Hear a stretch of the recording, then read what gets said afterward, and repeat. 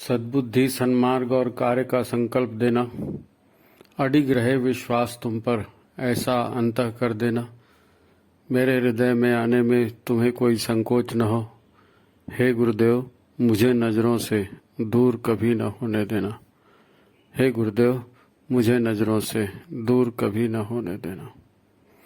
नमस्कार, गायत्री चिंतन धारा में आपका स्वागत है। मित्रों, दिवाली का समय है और सब लोग दिवाली के काम में लगे हैं। दिवाली की काम क्या है ये तो अपन आगे चर्चा करेंगे, लेकिन दीपावली मतलब साफ सफाई। अगर साफ सफाई ना हो तो फिर दीपावली कैसी, खुशियां कैसी, है ना? जो खुशी आती है वो कहाँ से आती है? जो खुशी आती है वो कहाँ से आती, कभी आपने सोचा? गुरुदेव ने रास्ता बताया है। अच्छा, आप एक बात बताइए, क्या गुरुदेव से आपकी भेंट हुई है कभी? गुरुदेव से प्रत्यक्ष मिलना हुआ है? या गुरुदेव से नहीं तो मेरी माता जी से मिलना हुआ है? कब हुआ है? या दोनों से नहीं मिले? गुरुदेव से कब मिले, माता जी से कब मिले, या दोनों से नहीं मिले? कुछ याद है? आपका जवाब गलत होगा, निश्चित ही गलत होगा, क्योंकि लोग यही कहेंगे उस समय गुरुदेव ऐसे थे तो हम मिले थे, उस समय माता जी तो हम मिली थी तो ऐसा था। हम वो बात ही नहीं कर रहे हैं। हम ये कह रहे हैं कि आप गुरुदेव के सानिध्य में क्यों नहीं हैं? आपका गुरु अखंड मंडलाकारम व्याप्तम येन चराचरम, संपूर्ण मंडलाकार सृष्टि में सारे चर अचर में वो व्याप्त है। आपसे गुरु की मुलाकात क्यों नहीं होती? आपसे माता जी की मुलाकात क्यों नहीं होती? आपके वो गुरु है, आप उनने दीक्षा ली है उनसे, लगातार उनकी निगरानी में आप हैं, लेकिन आपकी नजर उनके ऊपर नहीं। वो जो सीसीटीवी कैमरे लगे रहते हैं वहां नोटिस लगा रहता है, सावधान, आप कैमरे की निगरानी में हैं। तो वैसे ही सावधान आप गुरु की निगरानी में हैं, और उसी दिन से निगरानी में जिस दिन से दीक्षा ले लिए। हम दीनहीन लाचार बने हुए हैं, हम अकर्मण्य बने हुए हैं, हताशा निराशा में जिंदगी बिता रहे हैं, खास करके मिशन के काम के लिए। वो शक्तिपीठ में ऐसा कर दिया, वो शांतिकुंज में ऐसा हो गया, वो उसने ऐसा कर दिया। आपके बीच में ये सब कहाँ आ गया? आपके और माताजी के बीच में, आपके और गुरुजी के बीच में तो कोई होना नहीं चाहिए। आपने 2 अंगूठे आगे किए थे, एक में गुरुदेव को देखा था, एक में माताजी को देखा था, तो वो बिछड़ कैसे गए? वो बिछड़ कैसे गए? आपका जवाब तो ये होना चाहिए कि गुरुदेव सतत मेरे साथ है, वंदनी माताजी सतत मेरे साथ है। और अगर आपको ऐसा महसूस नहीं होता है तो आप अपने आप को सुधारिए। आप अगर कठोर शब्दों में कहूं तो आप फिर शिष्य बनने के लायक नहीं है। लगातार आपको गुरु के सानिध्य अनुभव क्यों नहीं होता? और गुरु का सानिध्य अनुभव नहीं होता इसलिए आपको लगते रहता है कि इसने ठीक नहीं किया, उसने ठीक नहीं किया, उसने ठीक। अरे वो सब जैसा है वैसा है। वो गुरुदेव के समय भी ऐसी था, और वो आज भी ऐसी है, और आगे भी ऐसी रहेगा। सवाल ये है कि आप क्या कर रहे हैं? आपको गुरुदेव ने गायत्री दी, अखंड ज्योत दी, इतना सारा साहित्य दिया। आपको कहा कि गायत्री को अपने भीतर उतारिए, यज्ञ को जीवन का आदर्श बनाइए। आपने प्रार्थना की, यज्ञ रूप प्रभु हमारे भाव उज्जवल कीजिए। तो गुरु और गायत्री और यज्ञ, इसके बीच में कोई थर्ड पार्टी कहां से आ गई? आप गुरु का काम करना चाहते हैं ना, तो आपके और गुरु के बीच में तो कोई है नहीं। और उन्होंने ऐसी कोई बड़ी बात भी नहीं बनी कि आपको इतना चंदा लाना पड़ेगा, कि आपको ये करना पड़ेगा। कुछ नहीं करना पड़ेगा, ऐसा उन्होंने कहा ही नहीं। दरअसल ये जो हताशा निराशा जीवन में दिख रही है और हम हर अच्छे काम के लिए दूसरे का इंतजार कर रहे हैं, शांति कुंज से आदेश आएगा, शक्तिपीठ से कोई आएगा, कोई टोली आएगी। क्यों कोई आएगा और क्यों टोली आएगी? आप टोली नायक बन के जाओ ना। आपको किसने रोका? आप भी तो गुरुजी के शिष्य हो। आपने अध्ययन नहीं किया? क्यों नहीं किया? अच्छा, कई लोगों ने आदत है अध्ययन करते हैं लेकिन उस पर कभी मनन नहीं करते। पढ़ना था इसलिए पढ़ लिया। ये कोई बात हुई? पढ़ना था इसलिए पढ़ लिया। समझ में आया? हाँ, समझ में आया थोड़ा थोड़ा।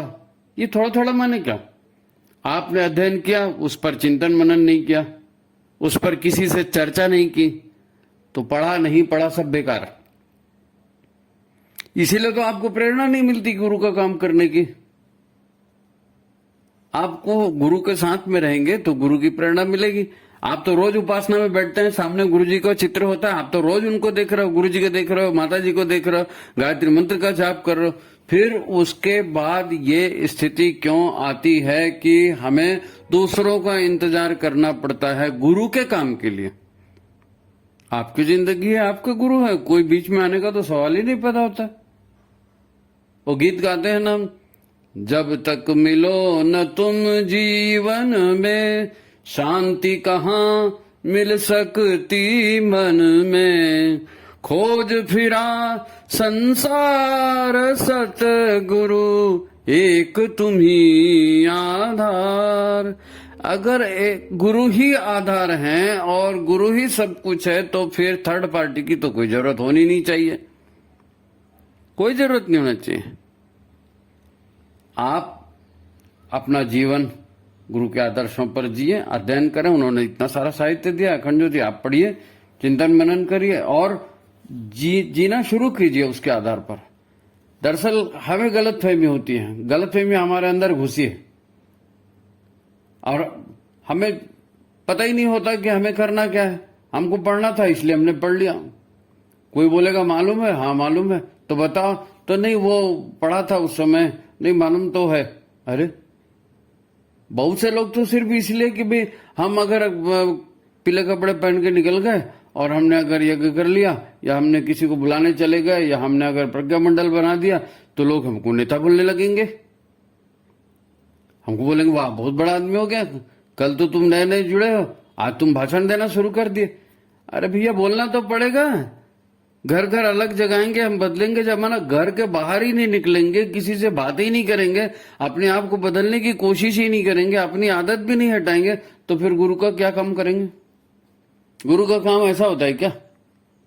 आप अगर धरती पर स्वर्ग सा माहौल चाहते हैं तो गुरुदेव ने उसकी शर्त रखी है, मनुष्य देवता बने।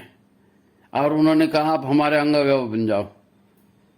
वो देवता हैं, उनके अंग अवयव बनना है और अंग अवयव बन करके उनके निर्देश पर जीवन चलाना है 24 घंटे, गुरु और शिष्य, और कोई बात ही नहीं है। खाना कमाना, बिजनेस व्यापार करना, ये तो छोटी मोटी बात है। इनके करते हुए जहां आप धंधे पर हैं, जहां आप दुकान में हैं, जहां आप ऑफिस में हैं, जहां आप स्कूल में जा रहे हैं, कहीं भी जा रहे हैं, तो वहां लोगों से संपर्क हो रहा है ना, तो उनको सद्विचार से जोड़ना है। और ये तो बहुत अच्छा समय है भाई। अपने अंदर की अगर गंदगी बाहर नहीं निकलेगी तो आपके अंदर में दिया रोशन नहीं होगा, आपके अंदर में दीपावली नहीं जल सकती। आपके अंदर में दीपावली कैसे होगी? अंदर में दीपावली होनी चाहिए ना, अंदर से खुशी आनी चाहिए।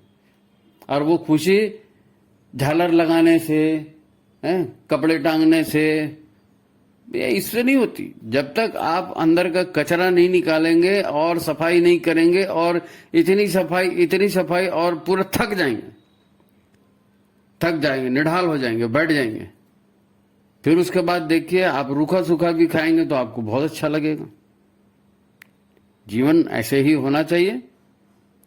काम करिए, अच्छा काम करिए, साफ सफाई करिए, भीतर की बाहर की, समाज की भी हो जाएगी, उसी के साथ साथ परिवार की भी हो जाएगी, संगठन की भी हो जाएगी। अच्छे लोग काम करने के लिए आएंगे, अच्छा काम करेंगे, तो जो अच्छा काम नहीं करते वो जाहिर है वो तो नेपथ्य में चले जाएंगे।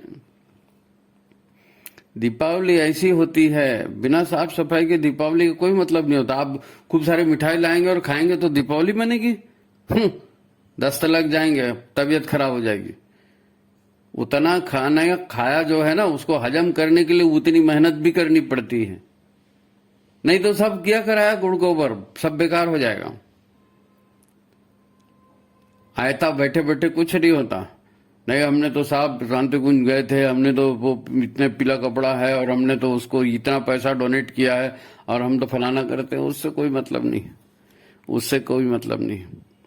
मन के विकार निकलने के लिए सत्संग, स्वाध्याय और उसके आधार पर जीवन जीना। जब तक आप एक्सपीरियंस नहीं करेंगे कि हाँ ऐसा करने से ऐसा होता है, तब तक आपकी वाणी में ताकत नहीं आएगी। और लोग अपने पति से बात नहीं करते, अपनी पत्नी से बात नहीं करते, अपने बच्चों से बात नहीं करते, इसीलिए उनके अंदर का जो है ना कार्यकर्ता वो उभर नहीं पाता। आपकी प्रैक्टिस कहाँ होगी? आपको डायरेक्ट कोई 2.5 लाख के सभा में भीड़ में भाषण देने के लिए थोड़ी बोलेगा। आपको अपने घर में बात करनी है, अपने पति से बात करनी है, अपने बच्चे से बात करनी है, अपनी पत्नी से बात करनी है, अपने रिश्तेदारों से बात करनी है। देखो गुरुजी ने ऐसा कहा है, देखो अखंड ज्योति में ऐसा है, हमको ऐसा जीना चाहिए, हम तो ऐसा कर रहे हैं। और सिंपल सी बात है, आप केवल जो हमारा युग निर्माण सत्संकल्प है उसी पर आप तैयारी कर दीजिए। ईश्वर को सर्वव्यापी न्यायकारी मानकर उसके अनुशासन को जीवन में उतारेंगे, यही तो शुरुआत है। शरीर को भगवान का मंदिर समझ के आरोग्य की रक्षा करेंगे, करो ना। आप करेंगे, संगठन अपने आप बनता जाएगा। आप करेंगे, आपको फायदा होगा ना। आपके रिश्तेदार, आपके भाई बहन, आपके पति, आपके पत्नी, आपको जो भी है पड़ोसी अड़ोसी, वो भी बोले अरे आपने ऐसा कर लिया, फिर को भी ऐसा हो रहा है, तो आप बता सकते हैं उसको ऐसा नहीं, आप ऐसा करिए, आप ऐसा करिए। शरीर की सफाई, दिमाग की सफाई, ये अगर नहीं होगी, मनुष्य देवता बनेगा नहीं, धरती पे स्वर्ग आएगा नहीं। शांति कहाँ मिल सकती मन में? जब तक गुरु नहीं मिलेगा, गुरु के आदर्श पर नहीं चलेंगे, शांति मिलने वाली नहीं है किसी को, किसी को नहीं मिलने वाली। सब गुरु को छोड़ दिए और खुद ही गुरु बन रहे हैं। दिक्कत तो यही आती ना, मैंने कहा तुमने क्यों नहीं माना, वो तो किसी के सुनता नहीं, वो अरे भाड़ में जाए को, उस सब की लड़ाई झगड़े में क्यों पड़ते हो आप भी तो शिष्य हो, आपके पास भी ज्ञान है, आप भी करने को समर्थ हो, आप क्यों नहीं करते? यज्ञ नहीं कर सकते, दीप यज्ञ करिए, अपने घर में संस्कार करिए, लोगों को बुलाइए। ये तो किया हुआ देखा हुआ। अभी पिछली बार प्रज्ञा मंडल के इसमें जो आपको बताया था, कैसे प्रज्ञा मंडल बना, सत्य कथा, कैसे एक आदमी के आने से, एक आदमी के काम करने से मंडल बनता है। मंडल बन जाए तो फिर सब बन गया। और मंडल तब बनेगा जब आप अपने कवच को तोड़ करके खुद बाहर आएंगे, है ना। सबसे बड़ा रोग क्या कहेंगे लोग? लोगों की क्यों चिंता करते हो? चिंता इस बात की करनी है कि हम गुरु के शिष्य हैं और गुरु का काम हमसे क्यों नहीं हो रहा है। लोग क्या कहेंगे नहीं, गुरु क्या कहेंगे कि दीक्षा ले लिया और काम कुछ नहीं किया। अच्छे काम के लिए किसी का इंतजार नहीं करना है, अच्छा काम खुद शुरू करना है, अपनी साफ सफाई करनी है, परिवार की साफ सफाई करनी है। जितना ये गलत विचार, गंदे विचार और कुरीतियां हैं, ये सब हटाते जाइए धीरे धीरे। आपके जीवन में आपके आसपास टीम बनती जाएगी, आपके आसपास टीम बनती, उसके लिए कहीं जाने की जरूरत नहीं है। गायत्री को भीतर उतारना है, गायत्री को भीतर उतारना है। आप एक बार गायत्री महाविज्ञान तो पढ़िए, मजा आ जाएगा आपको। पता नहीं है लोगों ने 5 साल 10 साल पहले 20 साल पहले कभी पढ़ा होगा और बस उसके बाद उसको हाथ ही नहीं लगाया। ऐसा नहीं होता ना। यज्ञमय जीवन की आदत कैसे आएगी? गायत्री प्रेरित करती है सत्कर्म के लिए, गायत्री प्रेरित करती है। और अगर नहीं कर रही है मतलब आप उतरी नहीं है गायत्री अंदर। कोई मिल जाए तो उससे प्रेम से व्यवहार करिए, गुरु गायत्री से उसको जोड़िए। संस्कार भी यज्ञ है। संस्कार यदि आप करते हैं वो भी एक यज्ञ ही है। किसी भी माध्यम से एक सफाई अपने भीतर की करनी है और भीतर की सफाई के साथ साथ अपने टाइम टेबल की सफाई करनी है। मेरे को तो समय नहीं मिलता जी, मैं कब करूंगा जी, नहीं, वो समय में तो आप निकाल लोगे, समय आप निकाल लोगे। ये दिवाली का समय है, वंदनी माता जी की जन्म शताब्दी मना रहे हैं, इसके बाद इससे बड़ा और कौन सा कार्यक्रम होगा, है ना। युग परिवर्तन सामने दिख रहा है, दुनिया भर का महाभारत चल रहा है, सब टूट फूट चल रही है, सब दिख रहा है। तो अपने आसपास आप संगठन बना लेंगे, आप विश्वास रखिए, गुरुदेव आपके साथ है, आपका मंडल बनेगा, गुरुदेव आपके साथ। आप एक बार मुखर तो होइए किसी का इंतजार मत कीजिए।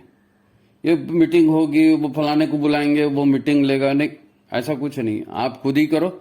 आप गुरुदेव के शिष्य हो, आप खुद ही करो। लाओ, 4 लोगों को जोड़ो। आपका व्यवहार होगा, अच्छा होगा तो वो आपसे जुड़ेंगे।